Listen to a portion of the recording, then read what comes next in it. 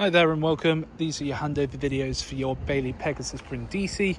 These are a basic walkthrough on how to set up and operate the van as if you were coming on or off site. Starting off first, we have your black hitch head at the front here and black lever that you have to have pulled up like so. You can then wind down the jockey wheel onto the tow bar, causing that to snap down, pushing up that red button and exposing a green ring. You have your breakaway cable just here. Now legality states if you have an eye point it has to be used, if not wrap it around the tow bar. You've got your handbrake just here, which is on a gas strut, so to release it press in on the button and press down, and to engage it pull it up, but make sure that you pull it all the way back. You also have 13-pin electric on this caravan, so if you do have 7-pin adaptation, make sure to bring yourself an adapter. Then you've got your jockey wheel just there, used to level the caravan, and because it's Bailey, sits on the outside of the A-frame whilst travelling. 2 points either side and 2 points at the back, you have inserts for your legs. Now the caravan itself comes with a leg winder, or alternatively you can get yourself a 19mm drill bit and a power drill just to make it that bit quicker. However, do not attempt to jack up or level the caravan using your legs, they are simply used for stabilisation.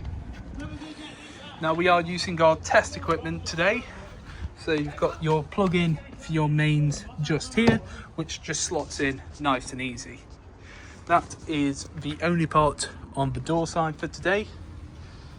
Coming around to the other side, starting off first, we have an ack roll here full of clean drinking water and your water pump. Now the water pump itself, you just have to push in and then press down on the cap.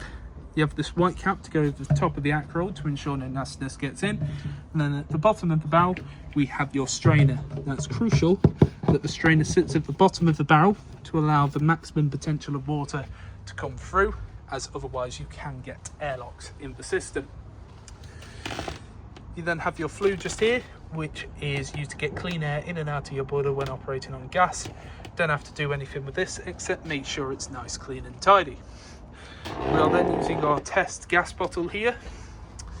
Now connected onto here, I have a black gas hose. Black gas hoses will run for 5 years and this one's dated 25. I'd always recommend using propane over butane as well because it has a better performance in winter. This gas hose connects onto this regulator. You hand tighten that as much as you physically can and then nip it up using a spanner.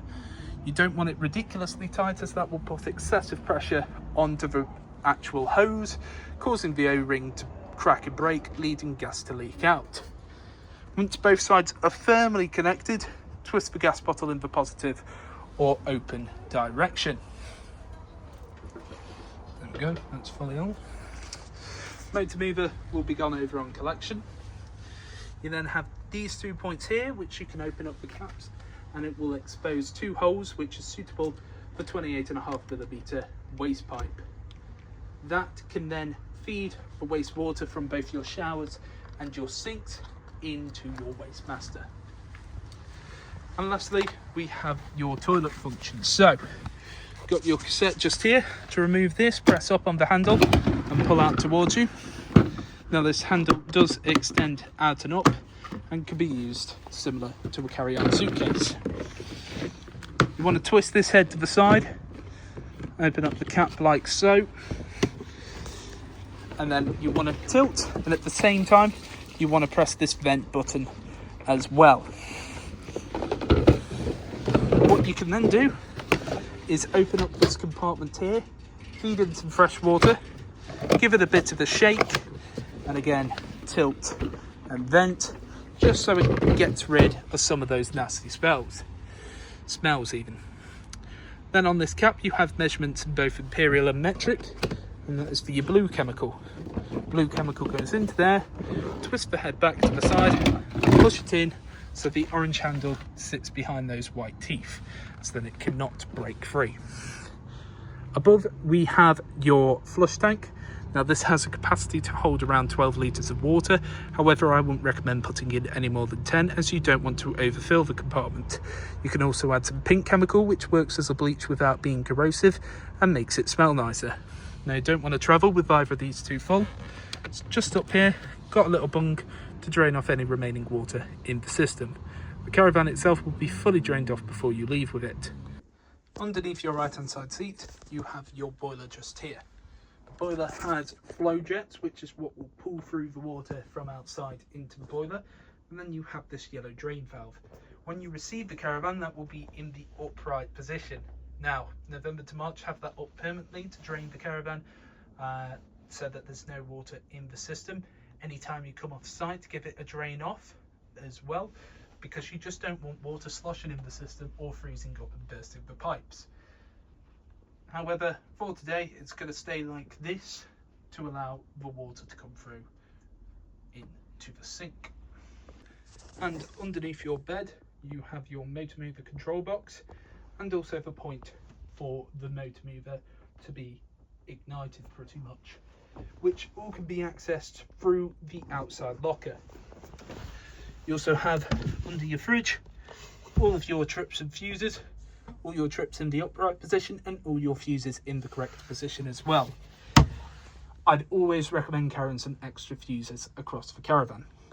Then just here we have your main control panel. So you have a main on and off button just here.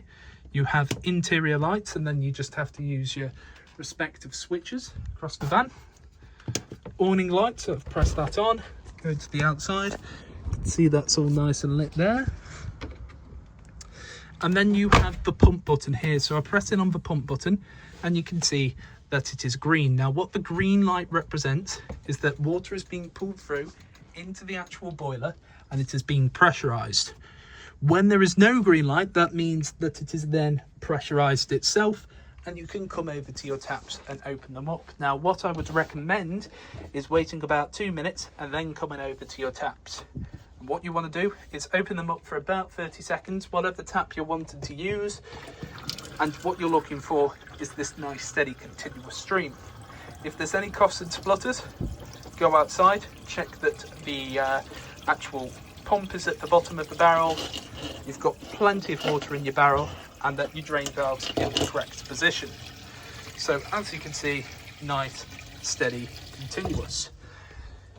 Then when it's time to come away from the holiday, you've all finished up, turn it off at the actual button here, come over to your drain valve and flick it up.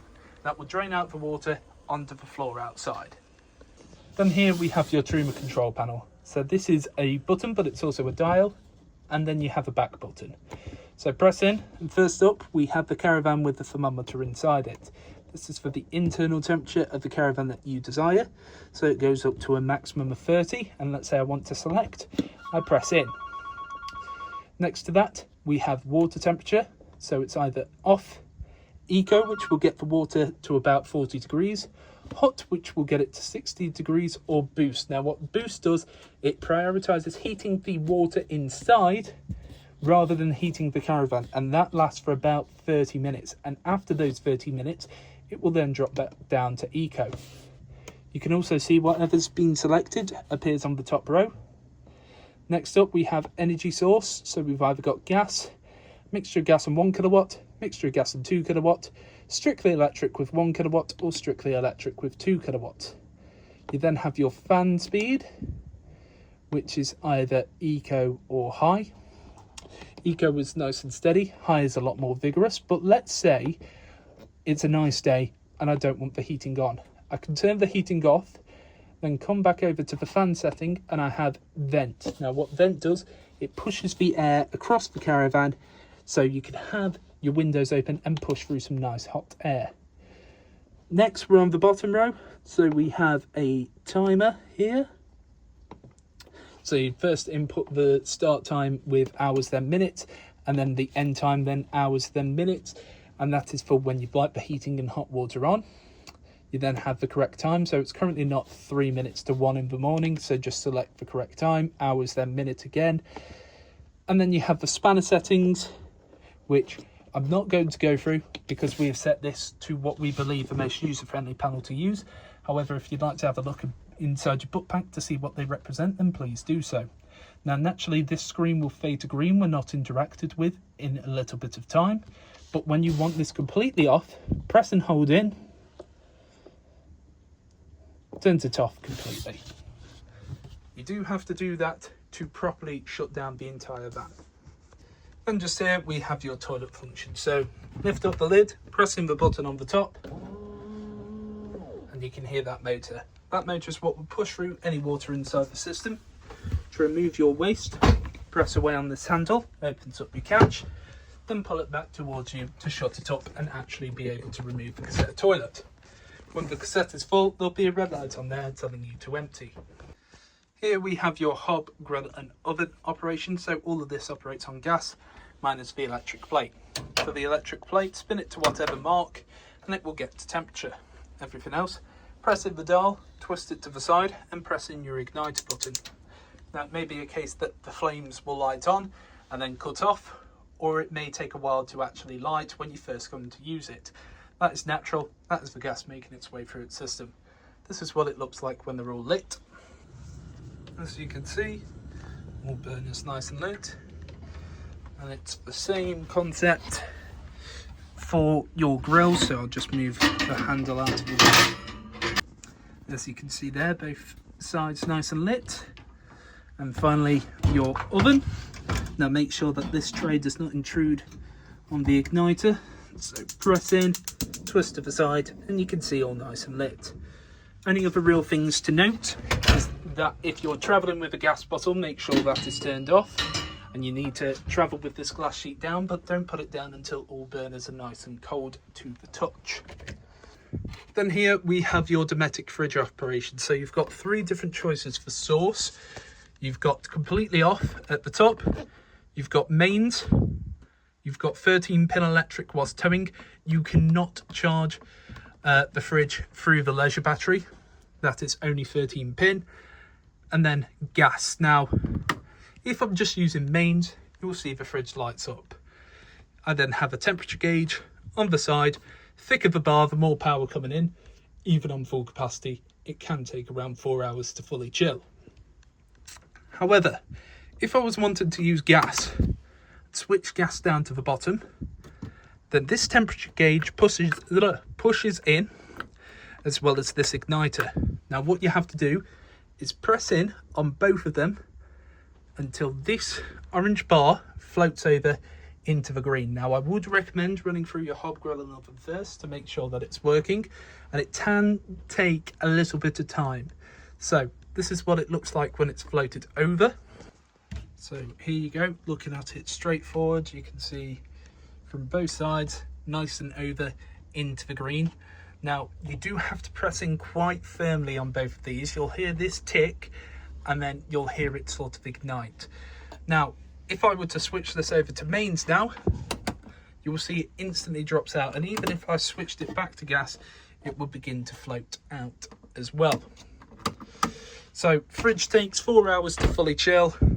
You can use either towing, mains or gas.